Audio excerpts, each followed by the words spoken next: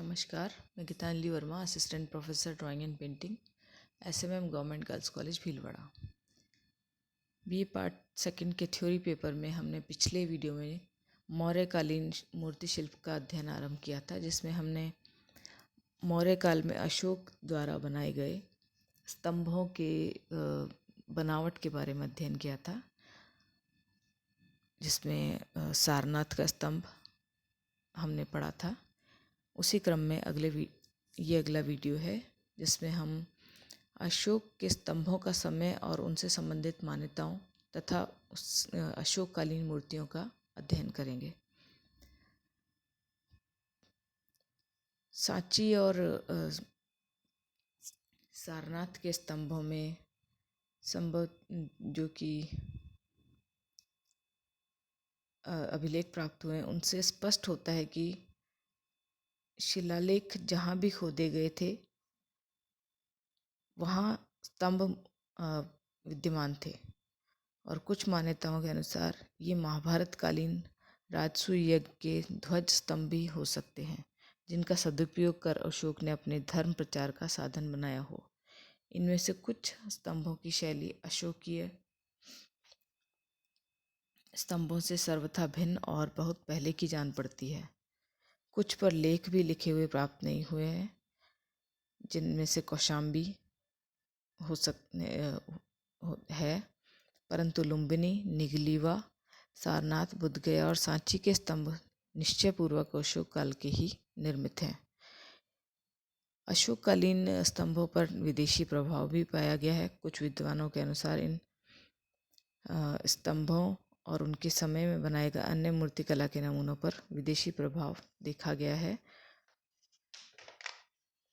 इनके परगहों की बैठकी के विषय में तथा वास्तु और मूर्तियों पर आने वाले कुछ अभिप्रायों के विषय में कतिपय विद्वानों का मत है कि वे ईरान की कला से आए हैं। अशोकीय स्तंभों में लौटे हुए कमल की पंखुड़ी का आकृति को कुछ लोग ईरान के अनुकरण पर बनाया हुआ मानते हैं। मिस्टर स्मिथ और चार्ल्स फाबरी इसे ईरान से प्रभावित घंटाकृति मानते हैं, जबकि श्री रायकृष्ण दास, डॉक्टर ए.के. स्वामी, E.V. हेवेल आदि ने इन मान्यताओं को बिल्कुल भ्रामक सिद्ध कर दिया है।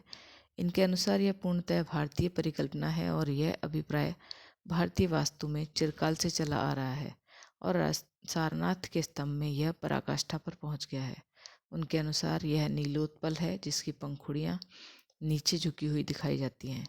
इसी प्रकार कुछ अन्य अभिप्राय पंखदार सिंह, पंखदार वृषभ, नर मकर, जिनमें से कुछ के घोड़े जैसे पैर भी होते हैं और कुछ की पूँछें दोहरी होती हैं, नर अश्व, मेष मकर, गज मकर, वृष मकर, सिंहनारी, गरुड़ सिंह, मनुष्य के धड़ वाले पक्षी, घट व कमल की बेल वाला प्रतीक, जो आगे भी भारतीय कला में प्रचलित रहा। किंतु इस प्रकार के अभिप्राय ईरानी कला में भी लघु एशिया के देशों से ही आए थे, और वहाँ से भारतवर्ष का बहुत पुराना संबंध था।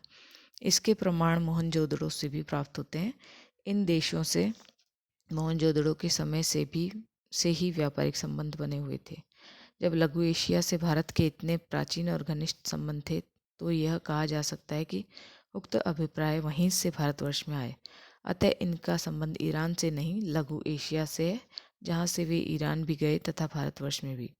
इसी प्रकार से सारनाथ के स्तंभ परगहे के शीर्ष के सिंहों को भी श्री चार्ल्स फाबरी ने ईरानी कला से प्रभावित माना है।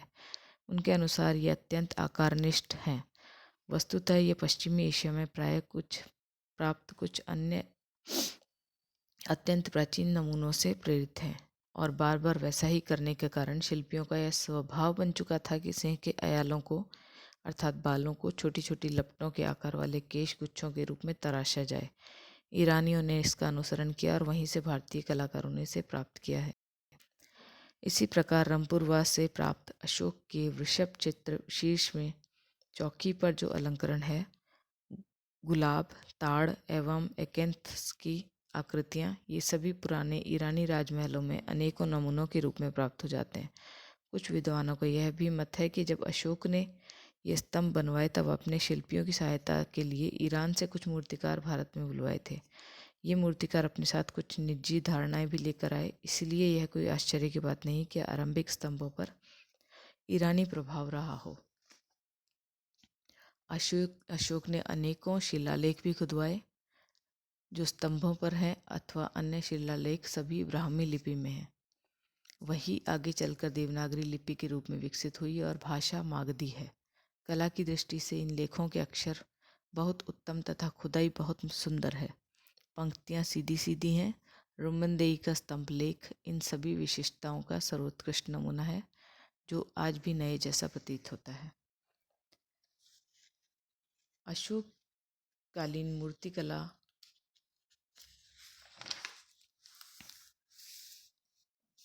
सर्वश्रेष्ठ मूर्तिकलाओं में मानी जाती है। इनमें से पटना के पास दीदारगंज में प्राप्त हुई और अब पटना संग्रहालय में प्रदर्शित चामरधारिणी की ओपदार प्रतिमा अशोककालीन मूर्तिकला का एक उत्कृष्ट और अद्वितीय उदाहरण है।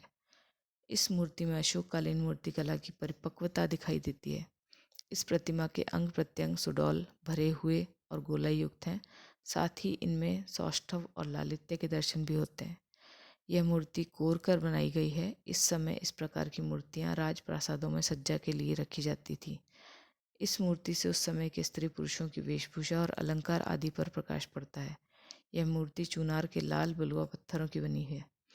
अशोक के समय की बनवाई हुई कुछ टेराकोटा की मृण मूर्तियां भी प्राप्त हुई हैं जो कला की दृष्टि से बहुत उत्कृष्ट है। इनमें से एक मूर्ति है शिव अथवा कोई यक्ष अपनी अर्धांगिनी सहित, जो कि बड़ी ही बारीकी और सुंदरता से बनाए गए हैं।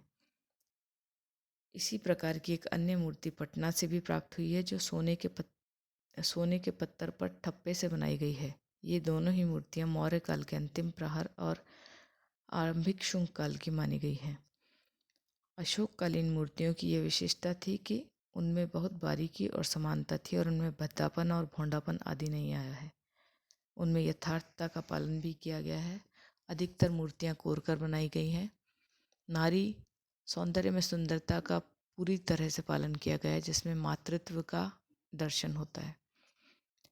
पाटलिपुत्र में कुछ वर्षों पहले जो जैन तीर्थंकरों की मूर्तियां प्राप्त हुई हैं उन पर ओप भी है। संभवतः ये मूर्तियां अशोक के अन्य पौत्र संपत्ति के काल की बनवाई गई जान पड़ती हैं, क्योंकि पत्थर को ओपने की कला मौर्य काल के साथ ही समाप्त हो जाती है। इस प्रकार मौर्य काल में मूर्तिकला, वास्तुकला आदि की विशेष उन्नति हुई। मौर्य युग में जिस बौद्ध वास्तुकला का विकास हुआ वह ब्राह्मण धर्म के मंदिरों के वास्तु से सर्वथा भिन्न है। तथापि मंदिरों की दीवारों और तोरणों आदि पर अप्सराओं, गंधर्वों, सिद्ध और यक्षों आदि की मूर्तियों का निर्माण होता रहा, परंतु मौर्य काल के अंतिम प्रहर में जो मूर्तियां और मंदिर बने उनके अवशेष समुचित खुदाई के अभाव में प्राप्त नहीं हो पाए हैं। सारनाथ का स्तंभ यहाँ हम देख सकते हैं। शीर्ष पर सिंह, जिसका हमने विस्तृत वर्णन पिछले वीडियो में देखा।